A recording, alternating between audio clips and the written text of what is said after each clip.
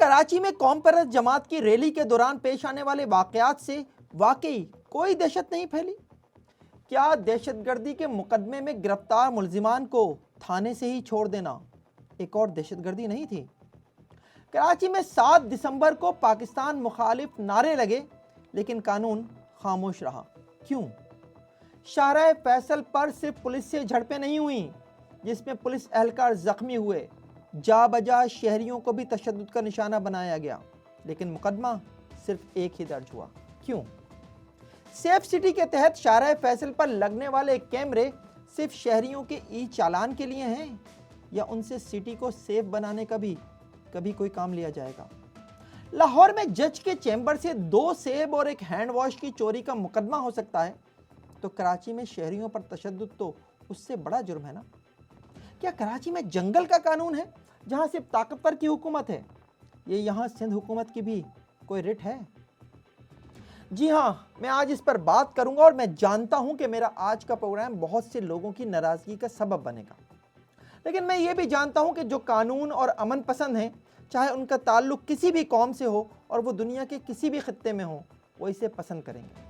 जिन्हें बुरा लगेगा वो मुझे गालियां देंगे और इस पर सियासत भी करेंगे, लेकिन जिन्हें ये अच्छा लगेगा वो यकीनन मेरे हक़ में दुआ करेंगे, क्योंकि आज के दौर में हक़ और सच बोलना इंतहाई मुश्किल हो चुका है, और जो ये जुर्रत करते हैं वो वाकई तलवार की धार पर चलते हैं।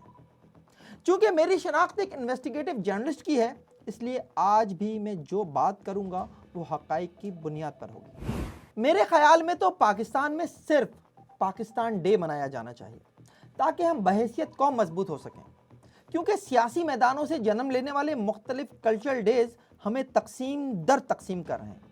अगर सिर्फ 7 दिसंबर को ही देख लिया जाए, जब कराची में दफ़ा 144 के निफाज के बावजूद एक कौम परस्त तंजीम की जानिब से न सिर्फ रैली निकाली गई, बल्कि इस दौरान हंगामा आराई के दौरान शहरियों को तशद्दुद का निशाना भी बनाया गया। रैली में शामिल चंद शरपसंद खुलेआम सरकारी और निजी अमलाक को नुकसान पहुंचाते रहे, लेकिन उन्हें रोकने वाला कोई नहीं था। सोने पर सुहागा ये हुआ कि हुकूमत ने तमाम दिन मुकम्मल खामोशी इख्तियार किए रखी और शहर एक खौफ और दहशत की लपेट में रहा। ऐसे रवैये आवाम में मज़ीद फासले बढ़ाते हैं। मैं आज के प्रोग्राम में कल्चर डे पर बात नहीं करूँगा, क्योंकि कुछ भी है वो एक कौम का अपने जज्बात के इजहार का दिन है। मोहब्बत, अमन, हम आहंगी और रंगों से जुड़ा सिंध कल्चर डे। लेकिन इस पर बात ज़रूर होगी कि इस साल भी मुट्ठी भर अनासिर ने इस खूबसूरत दिन की खुशियों में नफ़रत, खौफ और तोड़ फोड़ का बदनुमा दाग लगा दिया, और जो भी बात होगी वह शवाहिद की रोशनी में होगी। तो आइए शुरू करते हैं चंद वीडियोस से। ये पहली शाहराह फैसल की है, और मैंने पूरी कोशिश की है कि इस वीडियो में जहाँ जहाँ गालियाँ बकी गई हैं वहाँ म्यूट कर दूँ, लेकिन फिर भी अगर कोई गाली म्यूट करने से रह गई हो तो मुझे माफ़ कर दीजिए। बंद करो, बंद करो, बंद करो। GM Syed, GM Syed. पाकिस्तान, पाकिस्तान।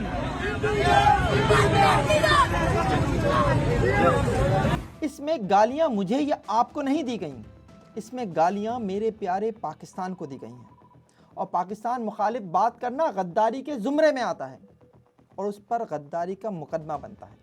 इसमें आपको कराची के शहरियों के पीछे गालियां देते हुए भागते हुए लोग भी मिलेंगे, और उनके शर से बचकर भागता एक नौजवान भी, जो खुशकिस्मती से उनके हाथ आने से रह गया। ये वीडियो भी देख लीजिए, जिसमें रैली के शुरा ने पीपल्स बस सर्विस की एक रेड बस को रोककर उसे नुकसान पहुंचाया।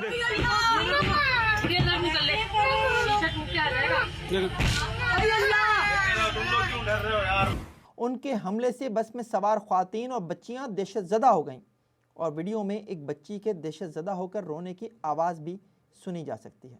आप बेटर हो यार, सर देख क्या मसला भाई, ये शीशा ढूंढो।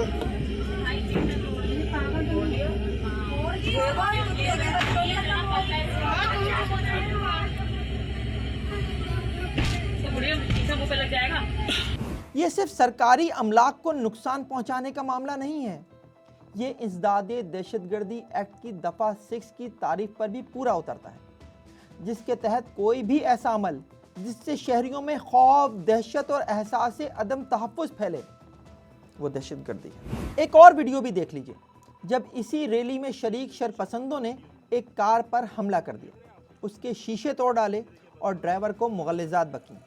वो बेचारा निहायत मुश्किल से जान बचाकर वहाँ से भागने में कामयाब हुआ।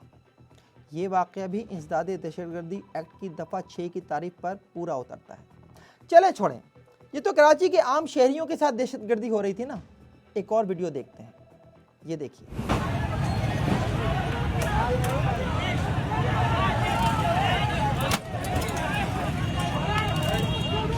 रैली के शुरका एक एम्बुलेंस को तोड़ फोड़ रहे हैं।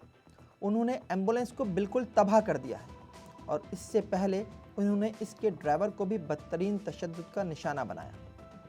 एम्बुलेंस इमरजेंसी व्हीकल्स में आती है और अगर किसी एम्बुलेंस को रास्ता ना दिया जाए तो ये कानूनन जुर्म है। लेकिन 7 दिसंबर को कराची की सड़कों पर जुर्म नहीं था। और एम्बुलेंस की क्या बात करें, उस रोज़ तो कराची की सड़कों पर पुलिस को भी नहीं बख्शा गया। पुलिस मोबाइलों पर डंडे बरसाए गए और जो मोबाइल ड्राइवर पुलिस मोबाइल को बचाकर ले जा सका वो ले गया, और जो नहीं ले जा सका और ख़ुद अपनी जान बचाकर निकल गया, उसकी छोड़ी हुई पुलिस मोबाइल का ये हाल हुआ कि कुछ भी सलामत नहीं रहा।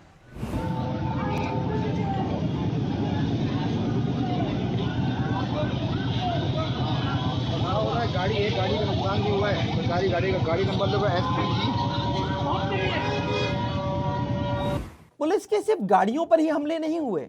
गोरा कब्रिस्तान के करीब पुलिस पर रैली के शुरका की जानिब से ज़बरदस्त पथराव भी किया गया, जिससे कई पुलिस एहलकार और अफसरान जख्मी हुए। पुलिस भी जब शरपसंदों की मुसलसल कार्रवाइयों से तंग आ गई तो उसने उन्हें मुंतशिर करने के लिए शेलिंग की और फिर चंद शरपसंदों को गिरफ्तार भी कर लिया गया। DIG साउथ असद रजा के मुताबिक 45 अफराद को गिरफ्तार किया गया और पुलिस ने हंगामा आराई, तोड़ फोड़, दफ़ा 144 की खिलाफ वर्जी, पुलिस पर फायरिंग, सरकारी और निजी अमलाक को नुकसान पहुँचाने, रियासत मुखालिफ नारे लगाने समेत इंसदादे दहशतगर्दी की दफ़ात के तहत मुकदमा दर्ज कर दिया। लेकिन जनाब, ये भी पुलिस की गलती ठहरा। रात गए पुलिस को इन तमाम अफराद को थाने से ही छोड़ना पड़ा और पुलिस हुक्काम का दावा है कि इन अफराद को ज़ाती मुचलकों यानी शख्सी ज़मानत पर छोड़ा गया। लेकिन जनाब, कानून तो ये कहता है कि जिस शख्स के ख़िलाफ़ इंसदादे दहशतगर्दी एक्ट के तहत मुकदमा दर्ज किया गया हो, उसे शख्सी ज़मानत पर छोड़ा ही नहीं जा सकता।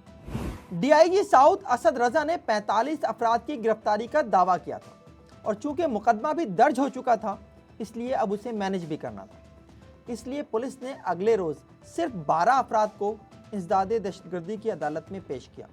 बाकी 33 पुलिस रिकॉर्ड से उड़न छू हो गए। और फिर अदालत में क्या हुआ, उसके लिए आप ARY का ये क्लिप देख लीजिए। सिंधी कल्चर डे पर जलाओ घेराव, हंगामा, तोड़फोड़ और रियासत मुखालिफ नारों के केस की समाअत। कराची की इंसदादे दहशतगर्दी अदालत ने गिरफ्तार 12 मुल्जिमों का जिस्मानी रिमांड देने से इनकार कर दिया। रिमार्क्स दिए, पुलिस को शर्म नहीं आती। दफा 144 की खिलाफ वर्जी में दहशतगर्दी कहां से आ गई? जिसने ये दफा लगाई है वो भी जाहिल, जो यहां लाया वो भी जाहिल।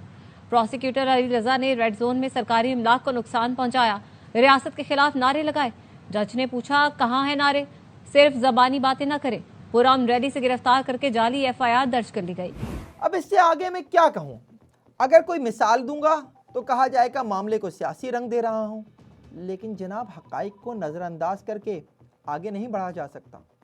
तो अभी चंद माह पहले की ही तो बात है, जब एक सियासी रहनुमा के खिलाफ सिर्फ इस बात पर दहशतगर्दी का मुकदमा दर्ज कर लिया गया कि उसने अपने घर में बैठकर प्रेस कॉन्फ्रेंस की थी। अगर प्रेस कॉन्फ्रेंस पर मुकदमा दर्ज हो सकता है तो शहर की सड़कों पर खुलेआम खौफ और दहशत फैलाने पर मुकदमे में इंसदादे दहशतगर्दी एक्ट की दफ़ा क्यों नहीं लग सकती? और अगर नहीं लग सकती तो इससे और तो कुछ नहीं होगा, रियासती बयानी पर ज़र्ब ज़रूर पड़ेगी। इस वाक़े की सिर्फ एक FIR नहीं बनती थी। सदर थाने में दर्ज वाहिद FIR में ही पीपल्स बस सर्विस की रेड बस, एम्बुलेंस और पुलिस मोबाइल को तबाह करने का जिक्र डाल दिया गया है। लेकिन रैली में शामिल शरपसंद अनासिर की जानिब से जगह जगह शहरियों पर तशद्दुद करने के वाक़यात का क्या? उन वाक़यात की वीडियोस तो सोशल मीडिया पर आज भी वायरल हैं और माजी में हम देख चुके हैं कि कराची से गिलगित तक ऐसी FIR दर्ज होती रही हैं जो सिर्फ सोशल मीडिया पर वीडियोस देखकर दर्ज की गई। लेकिन जनाब क्या करें, यहाँ मामला कुछ और है। यहाँ तो वाहिद FIR दर्ज करने वाले SHO सदर को भी मुअत्तल करके घर भेज दिया गया है। 7 दिसंबर को शाहराह फैसल पर जो कुछ भी हुआ उससे सिंधी टोपी और अजरक की भी तौहीन हुई है, क्योंकि शरपसंद जो कुछ कर रहे थे उस वक्त उनके शानों पर अजरक और सर पर सिंधी टोपी थी।